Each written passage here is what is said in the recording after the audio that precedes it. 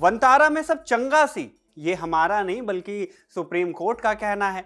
दरअसल गुजरात के जामनगर में बने वंतारा को लेकर पिछले कई सालों से खूब सारी शिकायतें आ रही थी, खूब सारे आरोप लगाए जा रहे थे।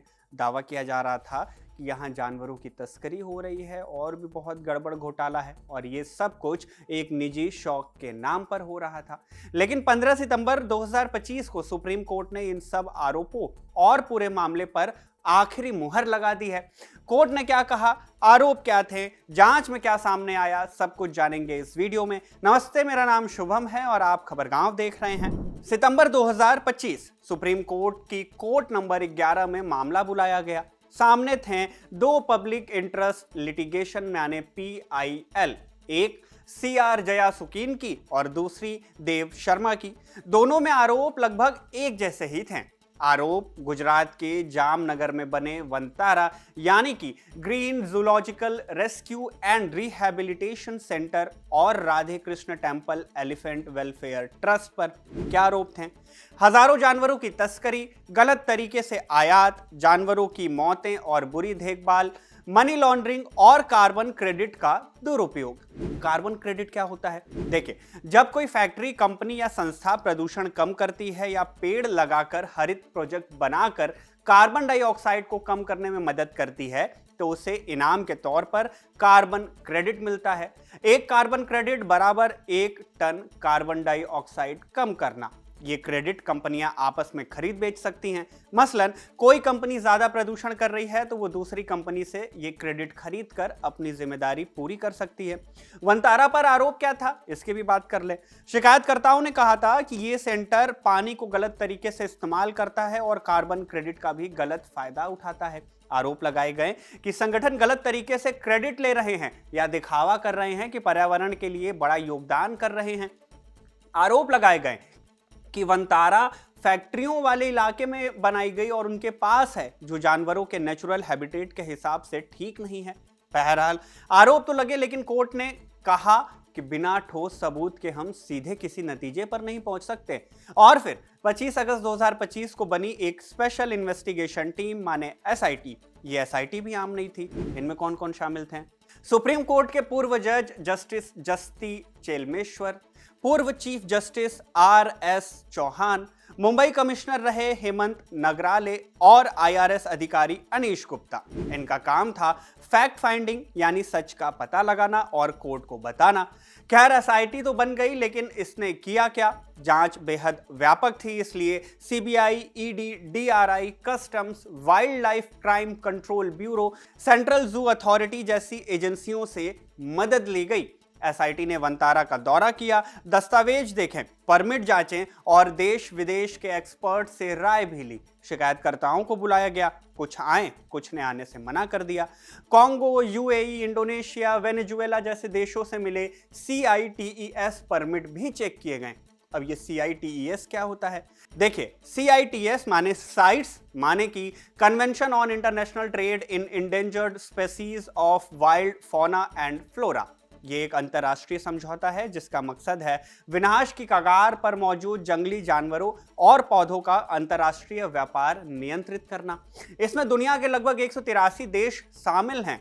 अगर कोई व्यक्ति या कंपनी इस CITES के तहत लिस्टेड जानवर, पक्षी, मछली या पौधे को एक देश से दूसरे देश में बेचना, खरीदना या ले जाना चाहती है, तो इसके लिए परमिट लेना पड़ता है इसी CITES से। यह परमिट सुनिश्चित करता है कि प्रजाति पर अत्यधिक शिकार या व्यापार नहीं हो रहा है। व्यापार हो रहा है तो वो सुरक्षित है और कानून के तहत हो रहा है। जंगली जीवन संरक्षण नियमों का भी पालन हो रहा है। बहरहाल SIT बनने के 18 दिन बाद ही SIT ने अपनी रिपोर्ट दाखिल कर दी। SIT की जांच में क्या सामने आया? SIT की रिपोर्ट के आधार पर कोर्ट ने आदेश में लिखा कि कोई कानून नहीं टूटा है। मसलन 40,000 से ज्यादा जानवर लाए गए थे, लेकिन हर बार wildlife protection act, zoo rules, CITES, customs act, foreign trade act, FEMA और prevention of money laundering act माने PMLA जैसे किसी भी कानून का उल्लंघन नहीं पाया गया। फिर कहा गया कि जानवरों की देखभाल बेहतरीन है। SIT ने कहा कि वंतारा की सुविधाएं अंतर्राष्ट्रीय मानकों से भी बेहतर हैं। फिर कहा गया कि ग्लोबल ह्यूमन सोसाइटी ने 9 दिन का ऑडिट किया और वंतारा को global humane certified seal of approval दे दिया। हाथियों की ट्रेनिंग पर भी कहा गया कि हाथियों की ट्रेनिंग पॉजिटिव रीइंफोर्समेंट से होती है। शेर और बाघ बड़े एनक्लोजर में रहते हैं। पक्षी और प्राइमेट्स प्राकृतिक व्यवहार दिखाते हैं।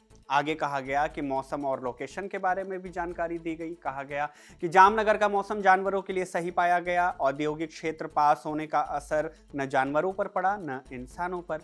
ब्रोंक्स जू न्यूयॉर्क की है ये संस्था, और ये जू लंदन जू और बर्लिन जू जैसे उदाहरण दिए गए जो शहरों और इंडस्ट्रियल जोन के पास ही चलते हैं। संरक्षण और प्रजनन यानी कि ब्रीडिंग पर भी कहा गया। एसआईटी ने पाया कि ये कोई प्राइवेट कलेक्शन नहीं है। 3000 से ज्यादा स्टाफ और इंटरनेशनल एक्सपर्ट्स काम करते हैं। 41 प्रजातियों के संरक्षण कार्यक्रम चल रहे हैं। 17 चीता के बच्चे जन्म ले चुके हैं। गिद्ध, घड़ियाल, एशियाई शेर, स्नो लेपर्ड, क्लाउडेड लेपर्ड जैसे प्रोग्राम भी चल रहे हैं।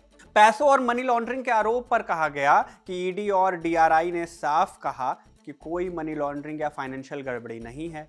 इनवॉइस सिर्फ इंश्योरेंस और ट्रांसपोर्ट कॉस्ट के लिए थे, न कि जानवरों की खरीद फरोख्त के लिए थे। तस्करी के आरोप पर भी बोला गया। एसआईटी ने कहा कि न कोई अवैध सौदा मिला और न ही कोई स्मगलिंग का सबूत। जिन देशों से जानवर लाए गए वहां की सरकार और सीआईटीईएस से क्लियरेंस मौजूद था। ये बातें तो एसआईटी की जांच में सामने आई।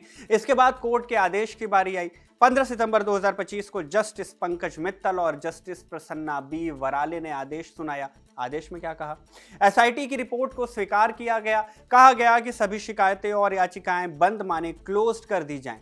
अब इन आरोपों पर दोबारा केस या फिर याचिका नहीं सुनी जाएगी।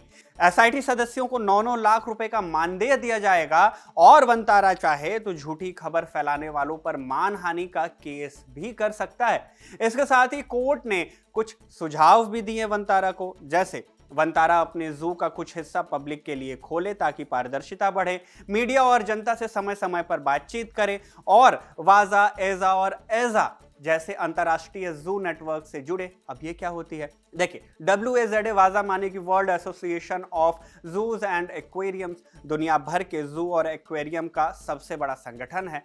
एजा यानी कि EAZA पूरी बात अगर बताएं तो European association of zoos and aquaria Europe का जू नेटवर्क है। और एजा यानी AZA association of zoos and aquariums मुख्य रूप से अमेरिका का जू नेटवर्क है। यह नेटवर्क इंडेंजर्ड यानी कि संकट में पड़े जानवरों और पौधों को बचाने की योजना बनाते हैं। मसलन अगर किसी प्रजाति का प्राकृतिक आवास खतरे में है तो नेटवर्क के जरिए ब्रीडिंग प्रोग्राम्स और हैबिटेट प्रोटेक्शन की योजना बनाई जाती है। स्पेशीज सर्वाइवल प्लान्स यानी SSP जैसी योजनाएं इन्हीं नेटवर्क के तहत चलती हैं। मतलब एक तरह से इनका बचाव होता है।